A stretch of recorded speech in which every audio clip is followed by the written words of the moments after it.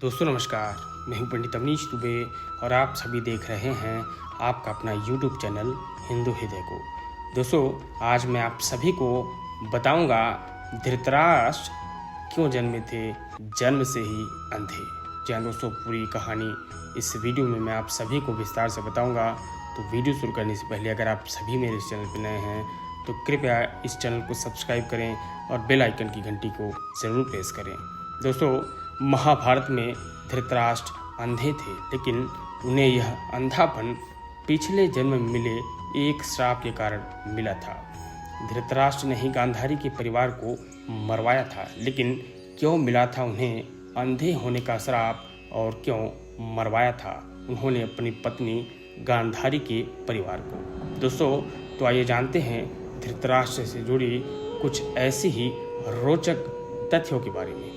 दोस्तों भीम ने धृतराष्ट्र के प्रिय पुत्र दुर्योधन और दुशासन को बड़ी ही निर्दयता से मार डाला था। इस कारण धृतराष्ट्र भीम को भी मार डालना चाहते थे। जब युद्ध समाप्त हो गया तो श्री कृष्ण के साथ युधिष्ठिर, भीम, अर्जुन, नकुल और सहदेव महाराज धृतराष्ट्र से मिलने पहुंचे। युधिष्ठिर ने धृतराष्ट्र को प्रणाम किया और सभी पांडवों ने अपने अपने नाम लिए। प्रणाम किया। श्री कृष्ण महाराज के मन की बात पहले से ही समझ गए थे। वे भीम का नाश करना चाहते थे। धृतराष्ट्र ने भीम को गले लगाने की इच्छा जताई, लेकिन श्री कृष्ण ने तुरंत ही भीम के स्थान पर एक भीम की लोहे की मूर्ति आगे बढ़ा दी। धृतराष्ट्र बहुत शक्तिशाली थे।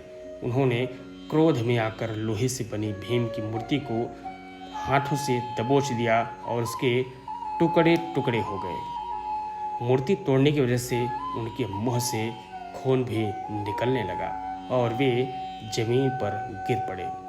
कुछ ही देर में उनका क्रोध शांत हुआ तो उन्हें लगा कि भीम मर गया है। वो रोने लगे।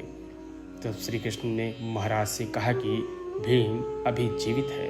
आपने जिसे तोड़ा है वह तो भीम के आकार की मूर्ति थी। इस प्रकार श्री कृष्ण ने भीम के प्राण बचा लिए। दोस्तों महाराज शांतनु और सत्यवती के दो पुत्र हुए, विचित्रवीर्य और चित्रांगद कम आयु में ही युद्ध में मारे गए। इसके बाद भीष्म ने विचित्रवीर्य का विवाह काशी की राजकुमारी अंबिका और अंबालिका से करवाया था। विवाह के कुछ समय बाद ही विचित्रवीर्य की बीमारी के कारण मृत्यु हो गई। अंबिका और अंबालिका संतान ही थी तो सत्यवती के सामने यह संकट उत्पन्न हो गया कि कौरव वंश कैसे आगे बढ़ेगा। वंश को आगे बढ़ाने के लिए सत्यवती ने महर्षि वेदव्यास से उपाय पूछा। तब वेदव्यास ने अपनी दिव्य शक्तियों से अंबिका और अंबालिका से संतान उत्पन्न की थी। अंबिका ने महर्षि के भय से कारण आंखें बंद कर ली थी तो उनकी संतान के रूप में धृतराष्ट्र अंधे जन्मे थे। दूसरी राजकुमारी अंबालिका भी महर्षि से डर गई और उसका शरीर पीला पड़ गया था तो इसकी संतान पांडु हुए। पांडु जन्म से ही कमजोर थे। दोनों राजकुमारियों के बाद एक दासी पर भी महर्षि वेदव्यास ने शक्तिपात किया था। उस दासी से संतान के रूप में महात्मा विदुर उत्पन्न हुए थे। दोस्तों धृतराष्ट्र अपने पिछले जन्म में एक बहुत दुष्ट राजा हुआ करता था। एक दिन उसने देखा कि नदी में एक हंस अपने बच्चों के साथ आराम से विचरण कर रहा है। उसने आदेश दिया कि उस हंस की आंखें फोड़ दी जाए और उसके बच्चे को मार दिया जाए।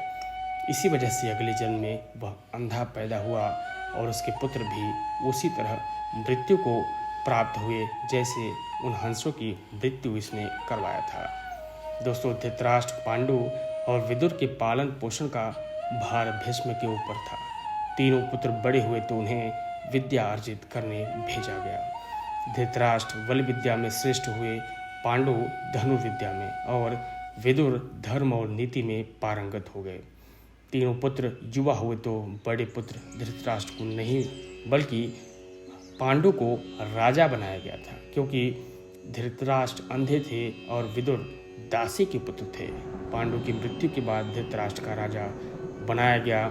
धृतराष्ट्र नहीं चाहते थे कि उनके बाद युधिष्ठिर को राजा बनाया जाए, लेकिन वे चाहते थे कि उनका पुत्र दुर्योधन राजा बने। इसी कारण वे लगातार पांडव पुत्रों की उपेक्षा करते रहे। गांधारी की राजकुमारी से विवाह हुआ था। जी हाँ दोस्तों, भीष्म ने धृतराष्ट्र का विवाह गांधार की राजकुमारी गांधारी से विवाह किया था। विवाह से पूर्व गांधारी को यह बात मालूम नहीं थी कि धृतराष्ट्र अंधे हैं। जब गांधारी को यह बात मालूम हुई तो उसने भी अपनी आंखों पर पट्टी बांध ली। अब पति और पत्नी दोनों ही अंधे समान हो गए। धृतराष्ट्र और गांधारी के 100 पुत्र और एक पुत्री भी पैदा हुई। दुर्योधन सबसे बड़ा और सबसे प्रिय पुत्र था। दुर्योधन के प्रति धृतराष्ट्र को अत्यधिक मोह था। इसी कारण वे दुर्योधन से गलत कार्यों पे भी वे मौन रहते थे। दुर्योधन की गलत इच्छाओं को पूरा करने के लिए वे हमेशा तैयार रहते थे। यही मोहवश वंश के नाश का कारण बना। दोस्तों, धृतराष्ट्र का विवाह गांधार देश की गांधारी के साथ हुआ था। गांधारी की कुंडली में दोष होने की वजह से एक साधु ने कहे के अनुसार उसका विवाह पहले एक बकरे के साथ किया गया था। बाद में उस बकरे को बलि दे दी गई थी। यह बात गांधारी के विवाह के समय छुपाई गई। जब धृतराष्ट्र को इस बात की पता चला तो उसने गांधार, नरेश, सुबाला और उसके 100 पुत्रों को कारावास में डाल दिया और काफ़ी यातनाएं दी। एक एक करके सुबाला के सभी पुत्र मरने लगे। उन्हें खाने के लिए सिर्फ एक मुट्ठी चावल दिए जाते थे। सुबाला ने अपने सबसे छोटे बेटे शकुनी को प्रतिशोध के लिए तैयार किया। सब लोग अपने हिस्से के चावल शकुनी को देते थे ताकि वह जीवित रहकर कौरवों का नाश कर सके। मृत्यु से पहले सुबाला ने धृतराष्ट्र से शकुनी को छोड़ने की विनती की थी, जो धृतराष्ट्र ने मान ली। सुबाला ने शकुनी को अपने रीढ़ की हड्डी के पासे बनाने के लिए कहा।